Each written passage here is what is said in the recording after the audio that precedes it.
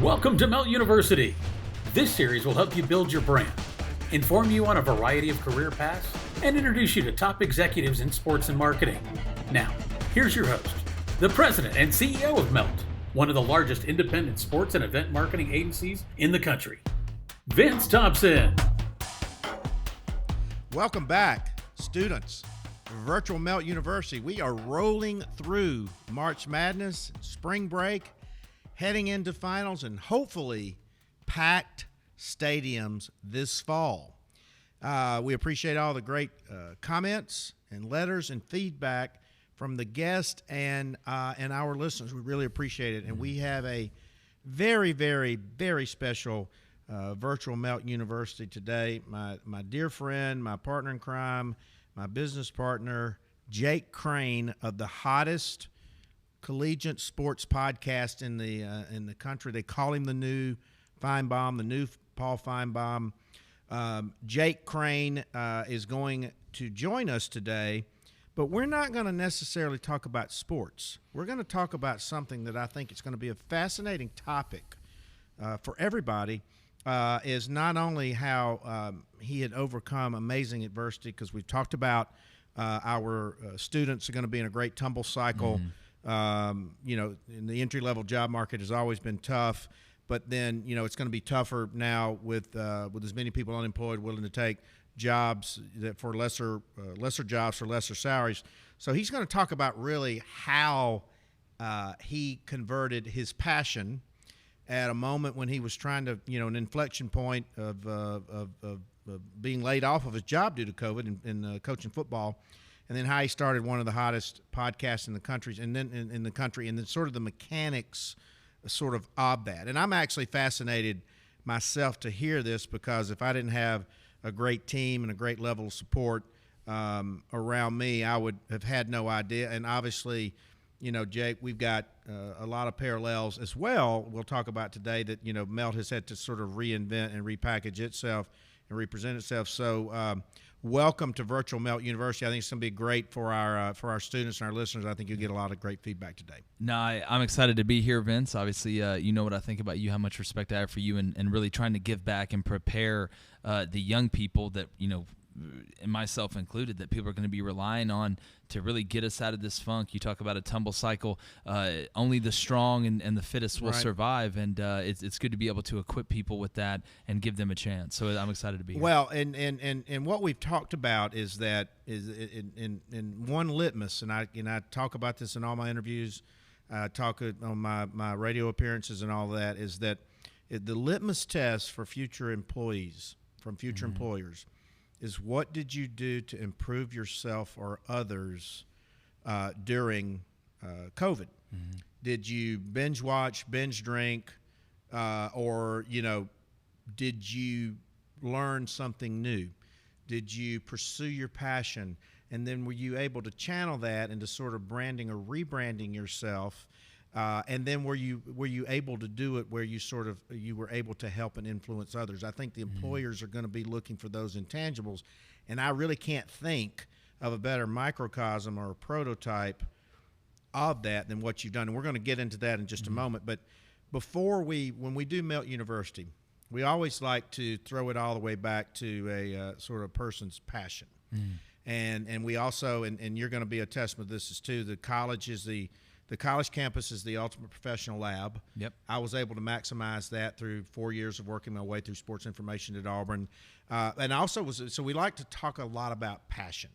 And clearly, growing up in a sports family, your father, one of the greatest, college football linebackers ever, one of the greatest Auburn football players ever, enjoyed many, many Saturdays, seeing, him in action. So you grew up in a family of sports, and then you were a very successful high school athlete, subsequently student athlete, which is why you have a great perspective on NIL, name, image, and likeness as well. But no matter what you do, passion has to play an important part of any professional pursuit, right? Yeah. Well, I always say you're either getting better or you're getting worse. Going back to what you were talking about during the pandemic, what did you do? Because, again, a lot of people didn't know. But passion, to me, is something that you can't fake. You may be able to fake it for a week, 2 weeks. You may be able to pretend for like I said, that same amount of time. But eventually, you've got to look yourself in the mirror. And what passion is to me, it's not just being excited about doing something, when it's fresh or when it's new. I used to tell my guys when I was coaching all the time, anybody can get excited for practice 1. Anybody can get excited for practice 2. Who's going to be excited for practice 14? Who's going to be excited for practice 23? You used to have 2-a-days. Who's going to be excited for that second 2-a-day practice? Who's going to be able to still be locked in? And passion at the end of the day is measured, not only in work ethic, but in performance. I feel like the people that are more passionate about what they're doing tend to have more success because they're willing to do what it takes longer than the other person. Because, it's a cliche and a lot of cliches get thrown around that, if you love what you do, you'll never work a day in your life, this, that, and the other. But whatever you do, and if it's something you love, it's going to be hard sometimes. And, I go back to saying, are you going to be able to get up at the same time? Are you going to be able to get up early and still be that committed to what you're doing later down the road? And that's the difference a lot of people, in my opinion, in my generation and in these generations is it's kind of a flavor of the week thing. And, some people will say, we need more people like this, and we do. But the way I look at it is, to quote the great Jay-Z, they said, man, there's not many of us. Well, I said less is more. There's plenty of us. And for the people that decide that right. they want to take that passion and do it the right way and put in that work and do things, be able to be more consistent and more demanding and really, people say narrow-minded or narrow-focused is a bad thing. Well, if you're narrow-focused on being successful, it's a great thing. Mm-hmm. So at the end of the day, if we get more people like this, and I challenge everybody that's watching this podcast right now, whether you're a student, whether you're somebody who's trying to get into business, what separates you is you at the end of the day, mm-hmm. and the things that you can bring to the table. The question is, well, if you can just bring a plate and a fork to the table, how are you going to be able to bring a plate, fork, knife, and a spoon? You got to do that. You've got to figure it out. So passion is what's taken us to this point in society, and passion is going to dictate how we go from here. And like I said, you're not going to love every day. Regardless, I love sports. I loved coaching. Right. But getting up at 4:30, 5 o'clock in the morning for every morning for 10, 11 months, you're going to find out really how much you love it. But at the end of the day, if you do love it and it is something you want to be successful as, you're going to get up when that alarm clock rings off and rings, and you're going to go to work, and you're going to do everything you can to be successful. And at the end of the day, that's what separates good from great. Well, and you touched on a lot of things, and I will tell you that one of my frustrations as a business owner was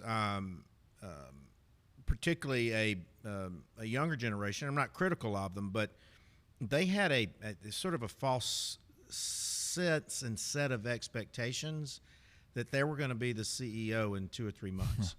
And the job market was so hot, it was a monster buyer's market for talent. I mean, a monster seller market for talent. Mm-hmm. And it used to frustrate me that I would, recruit a kid, bring a kid in here, and first time we ask them to stay after 5 or do something they didn't agree with, or they're benchmarking their jobs with other friends, they'd flip out of here not realizing that, hey, that's a disruption in my business. I've invested a lot of time, money, energy, resources. I got replacement costs and those types of things, and they didn't really seem to care. But overnight, as what happened with me and you, it went from a seller's market to a buyer's market immediately for talent. Yeah. So, look at your industry and my industry. Just in the event business, it's only been a year. We got devastated in 1 week, about to produce our Final Four. So I think that you hit it on the head. And it's not necessarily about the money, is it? I mean, like you got to live and you got to eat and provide, but it's just not about, it shouldn't be about the money, right? Yeah. And what you were talking about at first there, a lot of people got lulled to sleep. Like you said, I'm going to come in and be the CEO and be this, big time guy within 2 months. It doesn't work like that. Life doesn't work like that. And if you're worried just about the money, and like you said, look, it's important. Shoot, I think about it. You got to pay bills and all that. But if you realize that the money is something that it's not the entree, it's the dessert. You've got to eat the entree first, and your goal should be the entree. How can I make myself as successful, put myself in the best position as possible? Then that dessert's coming after that. And the people that put in that work and that understand, I go back to narrow focused on your goal of having success and wanting to be the best that you can be, not just because of the money or not solely because of the money, because that's the person you want to be, it's amazing how the other stuff just falls into place. Because just think about it. If you're somebody that's just focused on money, and let's say for some reason you become super rich, or you invented Pop-Tarts or something like that, and you become super rich, well, you're still not truly, in my opinion, going to be as happy as you would be as if you had your mindset on preparing yourself as a person and doing everything professionally that you can do to be successful. And a lot of people use, what other people think about them, whatever. I don't. But the money is something that comes later. And if you put the money ahead of what you're trying to do, you will find that you will be upset. And that goes back to your point of, oh, well, I'm 3 months in and I haven't gotten a raise yet, or I don't have this benefit yet or that. And then all of a sudden that affects what? The work you put in and the work you put out. And what does that do? It knocks you down the ladder, because life is a ladder, and you're either climbing. I'm not trying to use every cliche in the book, but you're either climbing up or you're stopped or you're going down. And if you let money become an obstacle, you're never going to win the race. But it's amazing once you start running because you love to run, that when you hit that finish line, that prize money's coming. It's the dessert. People think it's the entree. It's the dessert. Well, I love to study Belichick, and I love to study Saban. Process. And it's a process, but they never – and I've got a lot – I clip quotes, and I've got a lot of great quotes from Nick and Bill, and it's obviously no accident that they're kind of, brothers in blood, but – They never stop wanting to get better.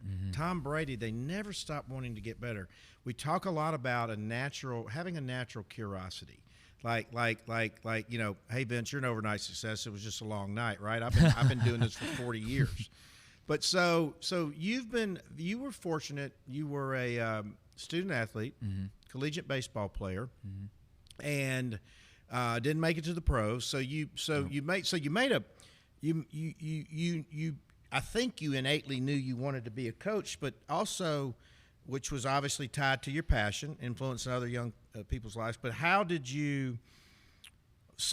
and when, I don't think I've asked you this, but how and why did you make the transition from collegiate baseball to collegiate football? Obviously knowing you had the background with your father and everything. Yeah, well, I was better at baseball than I was in football. Had better opportunities to play after high school and took that, but I always loved football the most. I mean, I always enjoyed playing it. Now, I'm not going to lie, the practices weren't the most fun in the world, but the games, just the pageantry, what it was about, growing up in the Southeast, especially in a place like Auburn, in the SEC in Alabama where there are no pro teams, college football, that was it. And that's what I loved the most. I love sports, but college football is what I love the most. I just happened to be better at baseball. So when I got done playing baseball, it was funny, South Alabama had just started a football team from scratch, and they hired my dad to be the linebackers coach. And Joey Jones was the head former coach. Alabama receiver, yes, that's exactly right. And so I got done, and I knew I wanted to get into coaching. High School too. Yes, that's exactly right. Brook, right? Yep. Played at Murphy High School down in Mobile as well, and went and coached at Mountain Brook. But decided once I got done playing that I wanted to coach, and really I decided, did I want to coach baseball or did I want to coach football? And was lucky enough to have the opportunity to go in there to Coach Jones and ask if I could just intern during summer camps and just let him see me. Give me an opportunity. Just give me a chance. Let me get in the door. I don't want anything. You don't have to give me anything. Just let me show up and let me show you what I can do. Because, again, I grew up around the greatest coach I ever known, my father. Right. He's the best coach I ever known, but I wanted to do it my way as well. Correct. So I take a little bit, from that. And all my players that are watching this right now are probably geeking out on telling the story. But so I do the summer camp. Did well. I'm obviously a passionate guy. Love what I do. Knew the game. I'm growing up. But let me get this point straight. You were willing to take whatever it took to get in the door. I just needed a foot in the door. And then prove yourself. That's it. That's all. That's all you can ask. Because again, at the end of the day, I was always the guy, and I feel like. And by the way, you were a hell of an athlete, so you had been at this point. Yeah. And then all of a sudden you're back here. Yeah. But it didn't bother you. No, because my mind was focused on what I was gonna be. And I knew that even we say the vision and the destination. That's exactly right. That's the entree. It's not going to be linear. No, but you're exactly right. But that's the entree. You got to get through the entree to get to the dessert. I just figured that if I got to start as the bus boy to get to the entree, well, for lack of a better word, I'll start as the bus boy. I don't care because I was also the type person that when the game's on the line, I want to take the shot. Right. Hit the ball at me. Give And me I don't the mean to ball. sound that arrogant. That's just Right. how you have to be. They say the great ones like Michael or Jordan, like this. You want, throw and me the again, ball. yeah, Bo and Jackson used to say, just give without me a the ball. doubt. And those guys are 100,000 million times more talented than me, but it's a mindset. And you can use it not only in sports, in any business. Like, that's the mindset. Spot on. That's fine. You want to make the sale? Let me go make the sale. Don't send any salesman. You want to win a case? Let me try the case. Don't hire any other lawyer. You don't even have to pay me. I want to win the case. That's how bad I want to do it. So I go from there, worked the summer camps, was lucky enough to learn a lot more about special teams under John David Crow from Texas A&M, Heisman winner, 12th man, whatever. Oh, yeah, I love him. His grandson, Tommy Perry, who was at Alabama the year before with Doug Middleton. I didn't realize that. Yeah, so he was basically quality control for special teams. Tommy's unbelievably knowledgeable and was great to me. Now, he worked me, but it was smart because he prepared me because that's what you had to do at that level, at the Division I level. Yeah. And so I go from summer intern. They offer me a spot basically as quality control, helping Tommy with the special teams and the running backs. And so I do a year of that. So when you say quality control as a coach, what does that mean? It's back then. It's changed now. Quality control is a little bit different. You have analysts now and all stuff like this. But back then, quality control was basically another word for GA. So that's basically what you were. So I was the one that was, and Tommy did a good job of letting me learn and insert stuff, and because that's how you really learn. But I was making the copies. I was doing the PowerPoints. I was sleeping in the air mattress. But he gave you some. He gave me the blueprint. That's what he gave me. But the overlay is you're like, I'm willing to do anything because I'm on my path. I'm on my journey. Yeah. That's what we want to. Yes. That's kind of what we want to impart on our students, and so. You began this path. You began this climbing. You continue to just ask for more and more and more and more. You show up early. You work. So you begin to climb the ranks at South Alabama, University of South Alabama, right? Yep. Climbing the ranks. After 2 years there, my father ended up passing away. Right. My brother went to Spanish Fort High School. I was the oldest, and it was something that, when that happened, I had something I had to do. I had a responsibility. So I went and coached high school for 1 year at Spanish Fort High School with Mark Freeman, who's at Thompson now. Is a good family friend. We won the state championship in that 1 year. I was helping coach the defense and the special teams. And then I get a call from Joey Jones that they want to bring me back. Tommy Perry had taken a job at North Texas, closer to where his family was. Right. I get a call. They want to bring me back as an analyst this time and, pay me to basically coach the special teams. Okay, I'm 24 and a half years old, and we're scheduled to play Tennessee and Mississippi State and San Diego State and all this stuff. And, of course, that opportunity was huge. And I felt like I had prepared, though. I had prepared from the minute I decided I wanted to coach college football, that summer intern working all those hours. I had prepared for this moment. And when you get your chance, you're going to take it. You got to take the shot. You got to take the shot. You got to take the shot. That's what we tell the kids. In my book, the great Gretzky says you miss 100% of the shots you don't take. That's exactly right. How could you ever expect to be something if you didn't try something? And failure is just a failure to try. Yes, exactly. Well, if you don't learn from it, a loss is not a loss if you learn from it. Right. A loss is a loss if you don't learn from it. What I didn't win. It's amazing. Well, what they say, Thomas Edison, when they asked him, why it took him, over like 2,000 tries to get the light bulb, they said, well, I didn't fail 2,000 times. I just found 1,999 ways not to make a light bulb. So when you have that mindset and you learn from it, it's amazing what you can become. So I go there. We have an incredible year. We become the fastest Division I team to ever make a bowl game. We end up playing Bowling Green in the Camellia Bowl, go out and beat San Diego State. Shout out to Gerald Everett for the Rams right now. It was a huge reason we won that game. And then it just, went from there. Was able to move around for the next 7 years. Was up in Montana, came back for Christmas break. Okay, so you were Montana Christmas 2019. Came back for Christmas break 2019. And for our listeners, and we're all painfully aware of it now, but there were just some little rumblings of COVID. I had a couple fairly prominent friends, and both ages spectrums that got really, really sick in the fall, and they could never figure out what was wrong with them. Yeah. And, some suspect COVID had kind of been starting to linger. That's exactly then, right. But then as we moved into the first part of 2020, there was a little bit more of a steady drumbeat, right? But but you come home, your season's over at Montana State. Yes. Pretty cold out there, right? It makes the North Pole look like the South Pole. And I see all these Western shows with Kevin Costner and Longmire just walking around in a little jacket. Yeah. I'm like, no. Yeah, maybe during the summer, in July. Yeah. So you're home, but then you go back to Montana State. So what? The way it went down was you talk about the rumblings because, you didn't go back until, middle of January, somewhere around there, because that's really the only break you get, that in a couple weeks during the summer as a coach. Right. It's nuts. And you're always recruiting. And we kind of got pushed back because of COVID. And I started hearing, because again, where I was, it's not SEC. They're going to be the last people that cancel anything. So I'm starting to hear rumblings of, they may shut the season down. They're going to start laying coaches off. I got buddies in Division III that are like, dog, they're not letting us come back now. That's already happened. So it's already happening at these smaller places. And so they push it back. So I'm like, okay, I'm recruiting, doing what I'm supposed to do. And I'm like, I need to do something else just in case, prepare. I'll never forget it. It brought me back to my dad took us the first time I ever went to Universal Studios. I was 14 years old, and we're driving down there, and he worked for a company called Price Oil. And we're about 30 minutes away from Orlando, and he gets a call that the CEO, head guy at Price Oil, had skipped the country with a girl, a mistress, in a yacht to Cuba, and it shut the business down. He was like working his way up, and all of a sudden he had no job and 3 kids. We were going to Universal Studios. We were down there for a week. My dad didn't leave the hotel room for a week.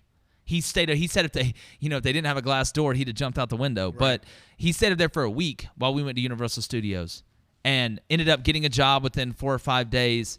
But it teaches you something. So that was my mindset of, all right, I've got to start planning because I'm a planner as well.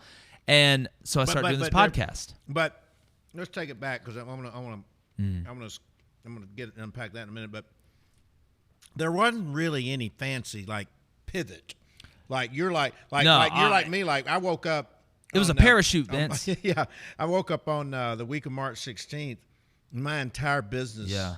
100%. We were about to, activate our 18th Final Four for Coca-Cola. Now we're in the 19th and all that. So the word pivot is a fancy word for survival. That's exactly right. And so the same with you. But yet both you and I sort of pivoted against our passion, which was sports and college football and all of that. So and I want to unpack, how it really works to start a podcast, because I think our kids would love that. But where did this thought pop in your mind? Like, I think I'll start a podcast. You're a football coach. Yeah. With respect to football. No, coach. yeah, I agree with you 100%.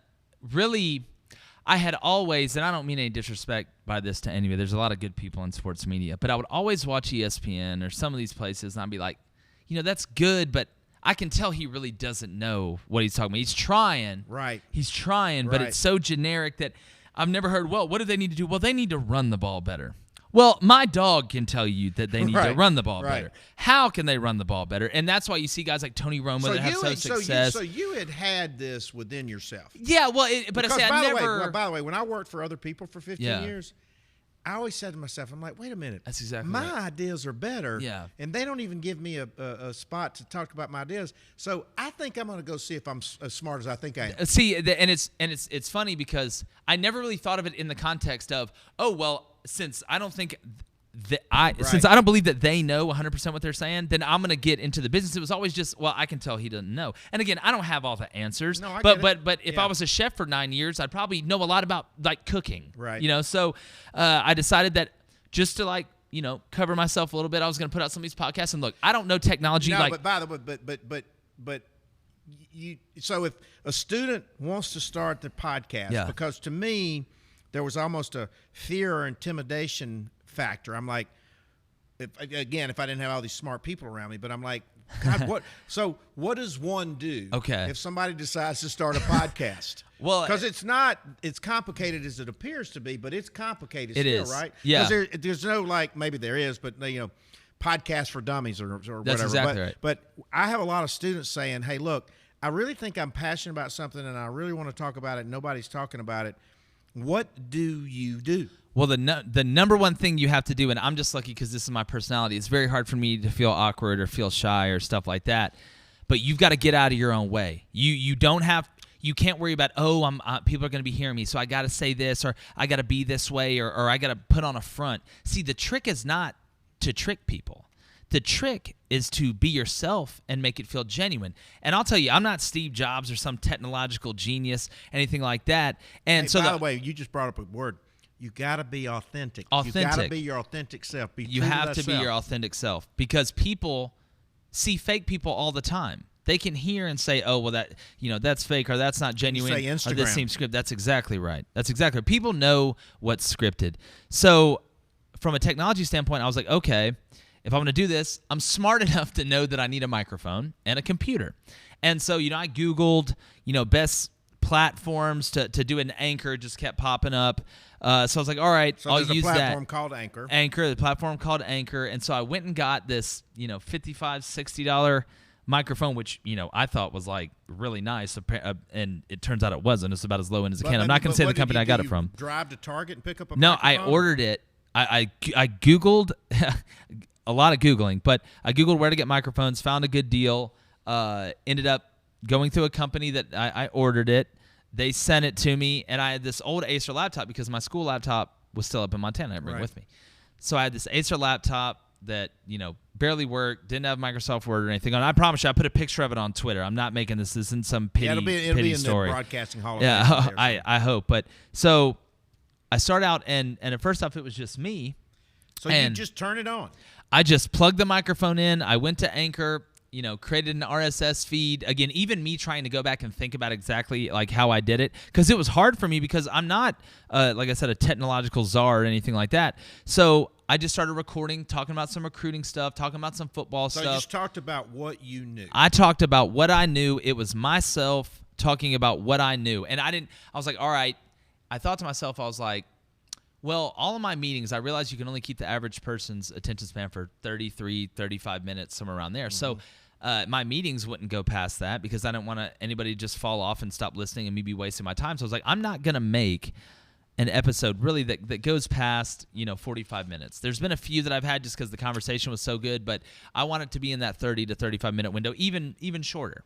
And I looked around, I'm watching these people put out podcasts, and they're like one a week and maybe 2 weeks, sometimes 3 a week if it's really crazy. I'm like, well, what if I put one out once every day?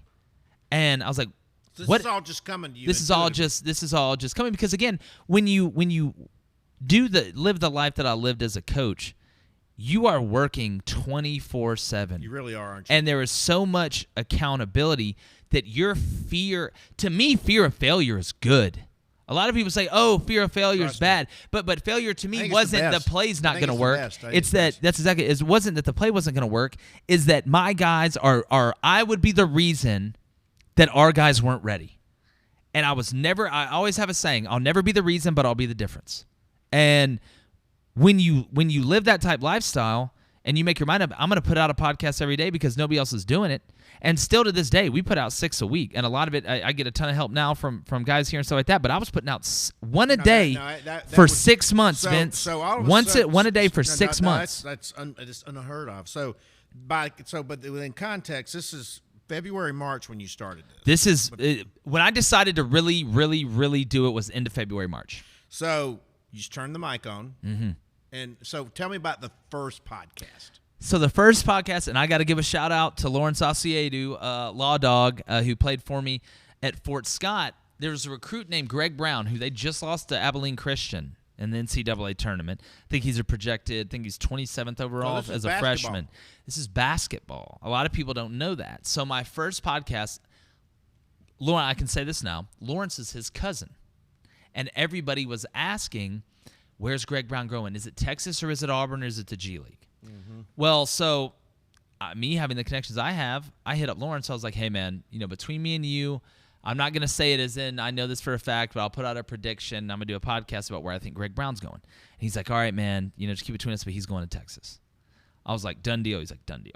First podcast. If you go back and look, even right now on Apple Podcasts, with no intro, There was no intro. There's just the intro. music. And by the way, the you didn't have generic this massive music. social media following that you have. No. now, When I got out of coaching, I went from like 4,000 followers down to like 1,500 because a lot of those are recruits and other coaches, and it's such a cyclical thing that they're not trying to waste time and stuff like that. I think I was even under 15. I think it was like at 1,200 or something.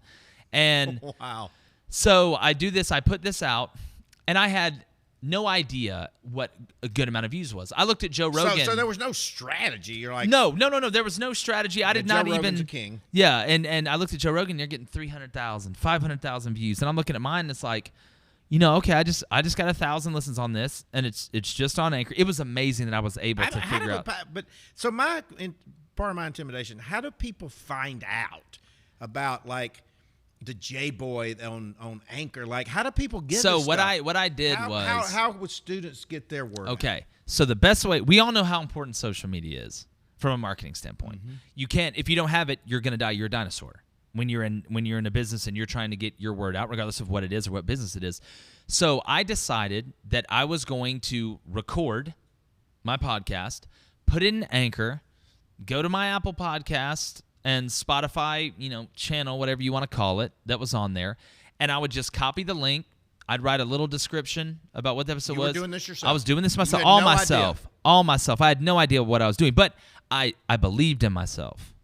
And that's all it took. That's all I needed for me was to think, I'm going to figure out, the truth will reveal itself, to quote a buddy of ours. Cream rises to the That's top. right. The truth will reveal So itself. you nailed the Greg Brown thing. Nailed the Greg Right Brown out of the prediction right out of the gate. So people are instantly like, on Twitter, they're like, okay, this guy may know what he's talking about. Somebody, got some followers, and recruiting's huge. And so the next one I put out was just kind of talking about football and my opinion on defense, and you can still go look these up.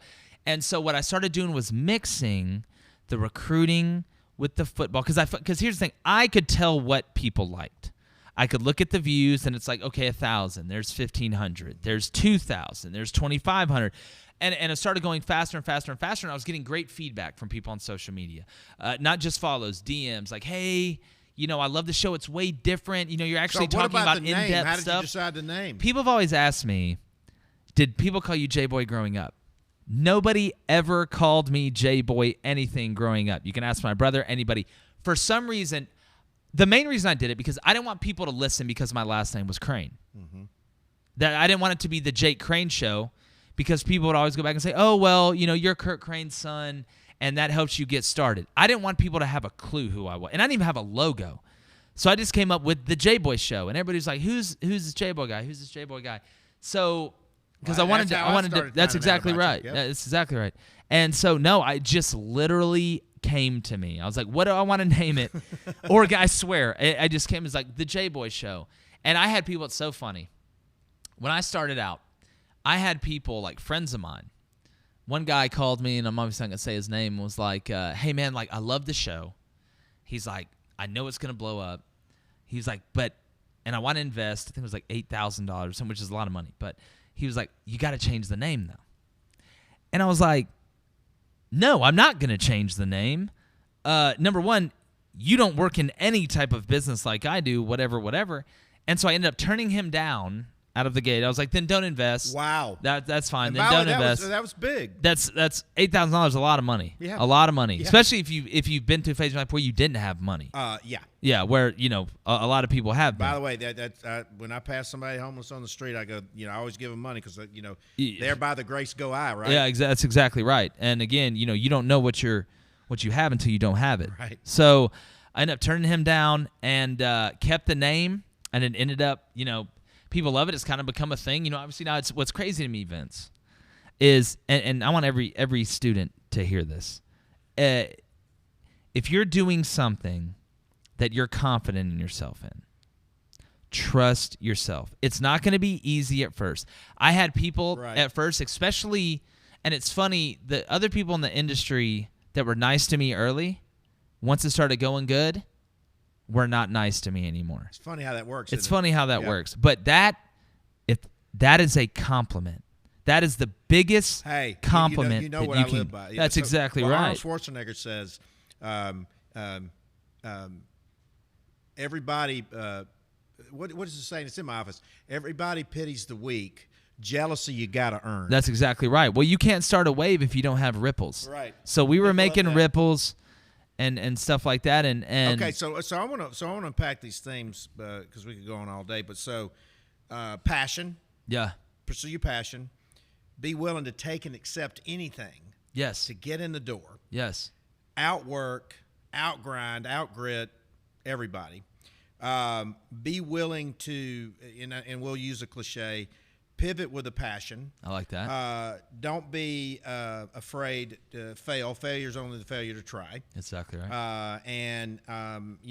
But survival provides a very powerful pivot. Mm-hmm. So then let's take the next leap of how you and I connected, because I think there's a lot of great metaphors in that as well.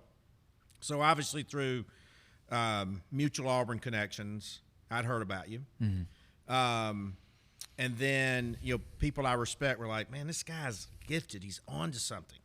And so, we had hit each other up a couple times, and then, I'm trying to save a sinking ship, and you're launching a podcast. Trying to build a ship. And we're both in building a ship, and we're both in industries that had been just completely, demolished and gutted. So we finally connect. Yeah. And I say, I really think that you're on to something. Come over and just, have lunch with me. Yeah. Let's just sit down. Now, recall, I always said, I want you to be exactly who you are. Mm-hmm. You did. Remember that? Yeah, from the jump. Don't change a thing. Yeah. And which is sometimes ironic coming from a branding expert. Well, I mean, it's business. But I was like, you know what? What you're doing is working. Yeah. And a lot of people, they try, if it ain't broke, they try to break it and fix it, which is crazy. But then I said, hey, look, I think you're onto something. I think you can go to the next level. And I've always had what you're doing as an idea from the different perspective. Mm-hmm. I think there's Atlanta's wide open, capital of college football. There's a room in the marketplace for your generation, former coach, former student athlete that just wants to talk about sports. I think it's not an accident you're building this wave, but you need to be. I said, what are you going to do? And you're like, well, I think I'm going to go to Charlotte. Now, I did say I think it's the stupidest thing I've ever heard. Yeah, no, you did. We were house hunting. We were looking for a place to stay in Charlotte, and you called me. Ended up being one of the best calls I ever had. I'm like, well, that makes no sense. I mean, first of all, Feinbaum's there. Secondly, it's ACC country. Third, there's no corporate base. It's true. And I said, unless you've got some, personal reason to be there, this is the epicenter of all the action. Yeah. And I said, and we need to get you to video. Mm-hmm. I said, that's going to be the next level. And I'm like, well, when can you get over there here? And you go, probably next week. Yeah. I said, look, let's do it. I've obviously got, some office space right now, and I've got a little time, and I think that's the thing. But the cherry is, though, that you were willing to dive in the deep end again. Yeah. Right? Yes. And then have a quarterback or a pitcher's memory. If you throw that interception or you throw that home run pitch, mm-hmm. you got to go throw the next pass or the next strike, and you can't look back ever, particularly what we're all going on in COVID right now. And secondly, you just can't take no. Yeah. We tell our kid, they say, Vince, what business are you in? I go, I'm in the rejection business. But the letters N-O don't spell no. It's the first two letters of not yet. Oh, I like and that. No matter what our kids are going to do. But also coming out of the collegiate environment, student-athlete environment, now you're in the sports media world, the podcast world, you're building a brand. I believe that it's going to be an amazing golden age for our college students if they're willing to embrace change. We say change is inevitable, growth is optional, choose wisely. They're the most sophisticated fan and consumer there is. Mm-hmm. The wagering, the CBD, the data analytics, like the fantasy. I think it's going to be the greatest time ever for our students to be in the business of sports. Yeah. And you're the personification of that. Mm-hmm. I mean, you're the poster child for it. Yeah. But it doesn't necessarily just have to be you or college sports. It's the ingredients that you've made this beautiful gumbo, right? Yeah, and I appreciate the kind words. And, to me, sports, and again, if you didn't play sports, that's okay, but sports is the best preparer for life. And the higher you go in sports, and when you get into college, number one, you're always working. Whether you're going to practice, playing in games, going to class, going to study hall, you don't have a. But what about all the people that are helping all of that go? There you go. It's look at that, like the SID people and the people putting on the games and the ground. It's amazing. Josh Brooks, the AD of Georgia, started off washing britches in the LSU locker room and got the attention of Jimbo Fisher. Without a doubt, there's a ton of ways to find your path and to get to where you want. That's why I said you don't have to be playing. I mean, it was amazing. I used to watch our equipment guys when I was in South Alabama put in crazy hours just getting scholarship money. Not the head equipment guy. He did a good job, but the guys that were really in there, the Kai Lopez's, guys like that I can call it because I watched those guys work their way. Now I look and they're successful. That doesn't happen by accident. And we keep saying, you got to work harder than everybody else. You got to work harder. And a lot of people keep hearing that. What does that mean? But you really got to do it. Like, you've got to want it more than you want anything else. You got to want it more than you want to go to that party all the time because you're going to be hungover and not get up and do a good job the next day. You got to want it more than you want to eat. Right. More than you want to sleep. More than you want to do anything. And if you do that and you do it for long enough, and that's why a lot of athletes, you want to win that championship so bad that you're willing to do whatever. Those guys that aren't playing, they want to be a part of that team and do it so bad that they're willing to do whatever. It's not just lip service. You've got to do it. And you can't. It's not just something that ends in a month. How are you going to be 6 months? I've been very fortunate. I was fortunate enough to take that nothing into something. Now I walk into a beautiful studio every day, a beautiful set. I've got guys like David Cohn and Hammock and Culberson, all these guys that are great. That help me out. But I am even hungrier. Yeah. I think the more I've seen you, the more success you get, the more relentless you get, and it is an interesting equation that I think most successful people live by. And Coach Dye used to say, the higher you go up the flagpole, the more your rear end shows and those types of things. But I think I've studied this forever. What I ask all of them, like, what makes the great ones? And there are some common denominators, wouldn't you say? 100%. And there's a lot of similarities, but the beautiful part is there's a lot of differences too, but there's core values. Right. And there's a few core things that separate the great ones. And it's not all talent. That's what people need to understand. It's not all talent. And when we're talking about maybe a basketball game where one guy's 7 foot going against another guy that's 5'10", yeah, that's going to be talent. But to be successful, you can work outpaces talent if talent doesn't work. Every day. Every single time. And if you really want it, if you really deep down want it, and everybody that's listening knows exactly what I'm talking about. We've all heard you got to work hard in everybody, this, that, and the other. If you really want it, you'll get it. But if somebody else wants it more than you, and not saying you're going to win every time, not saying you're going to get every job you apply for, but when you get turned down, you talk about rejection. When you get turned down, are you going to pout? Are you going to decide, that's fine, that's a bump in the road, I'm about to go even harder?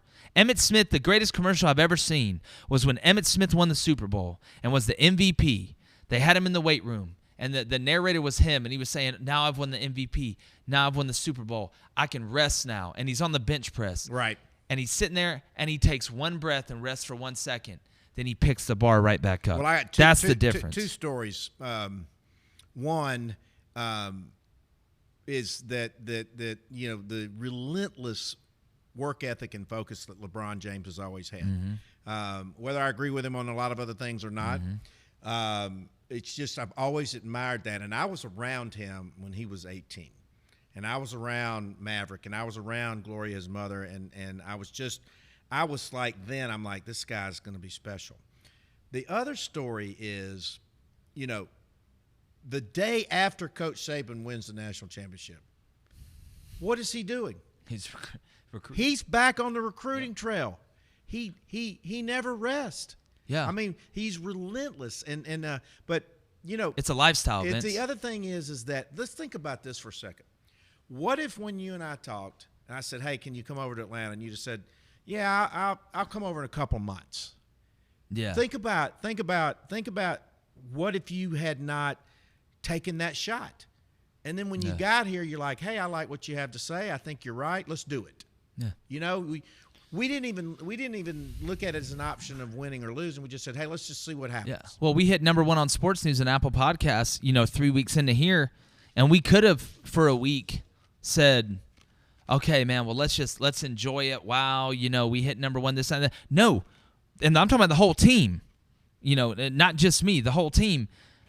Let's do more. What else can we do? How can we get even better? And that's why I wake up every morning as confident as I've ever been in anything, because it's not you are what you eat, which means you are going to be who you surround yourself with. Right. Why do you think I like, and I'm not saying this because you're here, I'd say this if you weren't here. That's why I like surrounding myself with people like you, because at the end of the day, if I'm surrounded by successful people that work hard, like Conan and all these guys, I know I would be willing to bet anything that everybody in this room sitting to my right now is going to be more successful in 6 months than they are right now. There's no I in team, and we always say that. That's exactly right, but everybody's got to play your role, and that's what you have to understand. Some people in my generation think, oh, well, I'm so good at this, I just need to be the boss and oversee. I'm too good to get my hand in this, or I'm too good to move these boxes, or I'm too good to do this. Trust me. And you know exactly what I'm saying.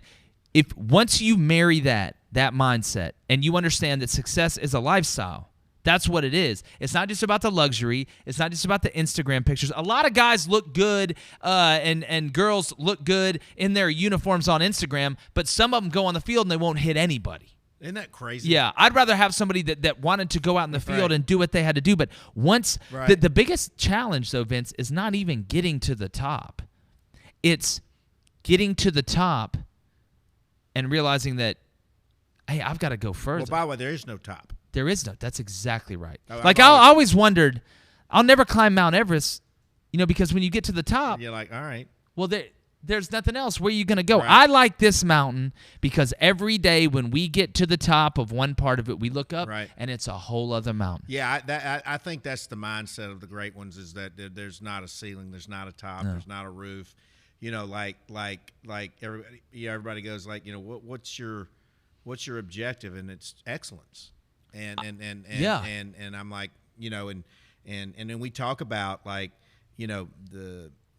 I think kids are going to take a lot of this out today. I think we've learned passion. We've learned passion with a pivot.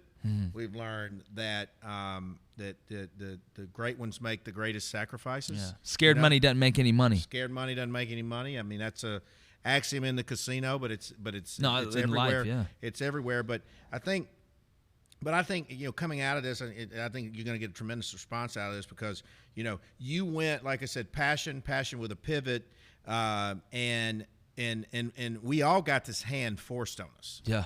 But think about the silver linings of what all we made out of this, and so I think it's been I think all of our students are going to they're going to continue to follow you. They're going to continue to follow your rise. You and I are the same ilk. We never take our success for granted. Mm-hmm. We never take our passion for granted.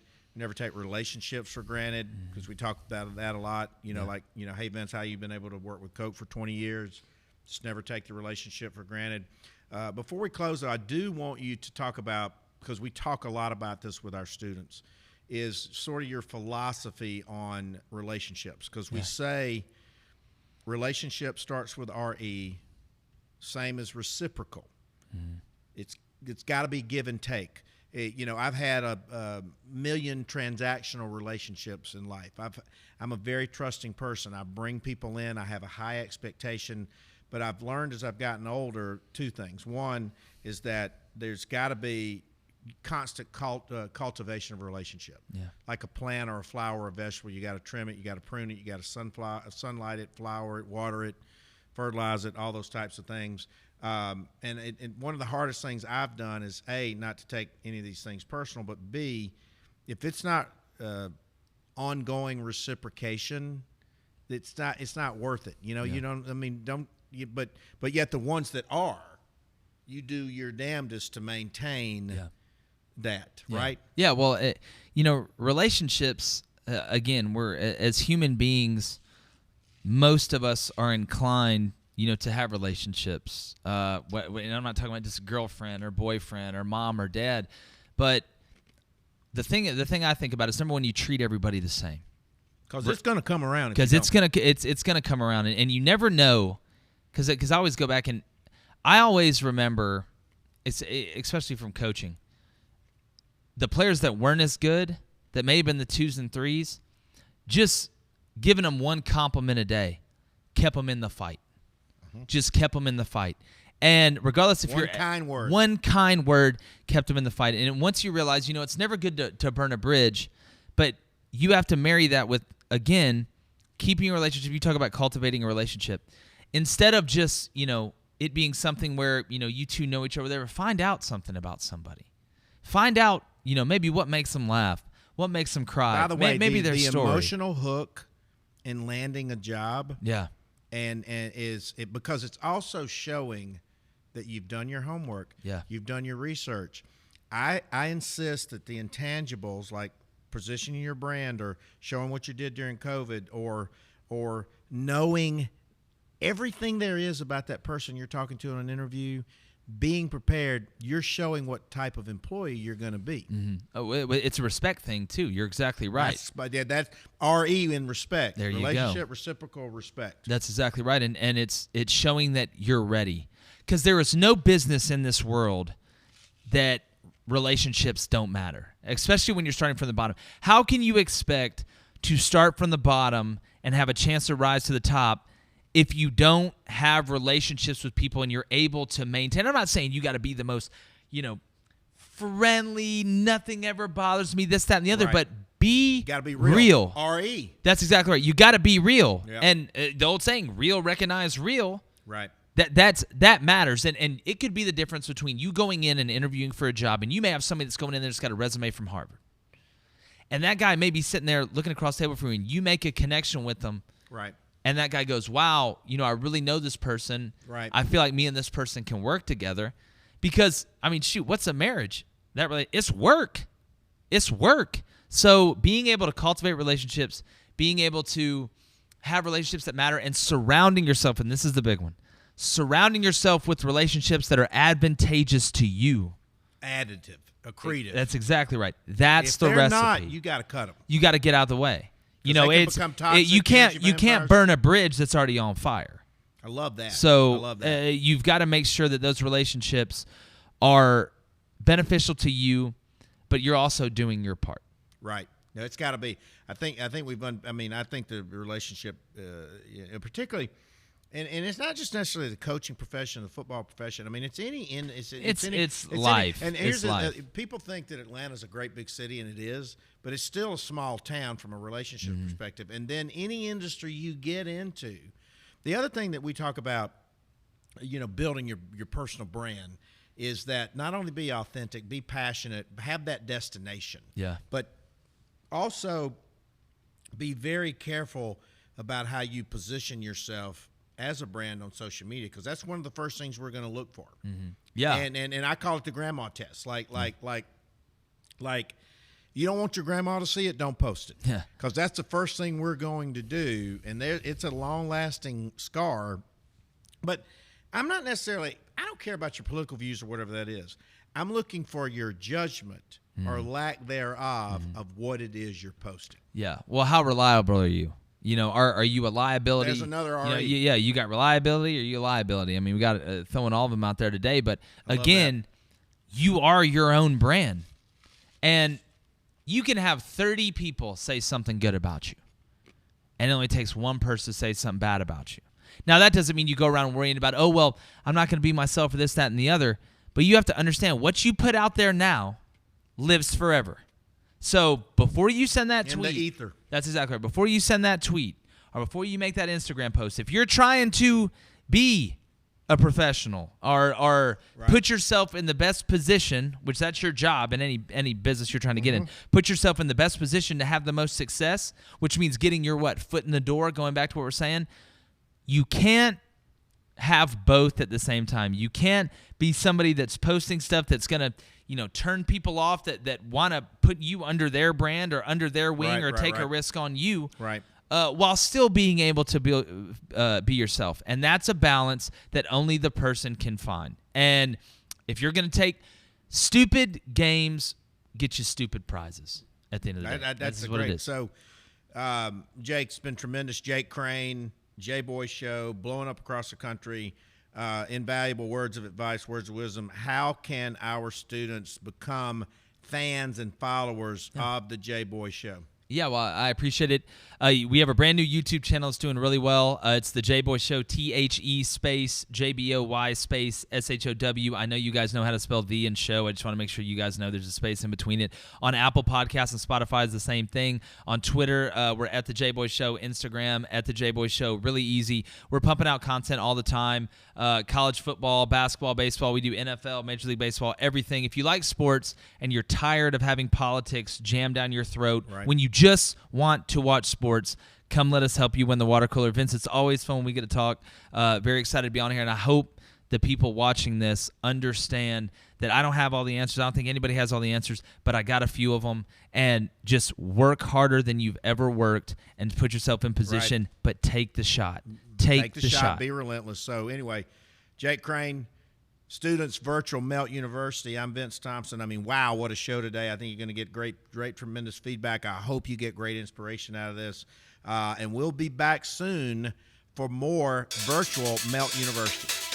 Thanks, Vince. We hope you've enjoyed today's virtual class. We'll be back soon with a new edition of Melt University 2021.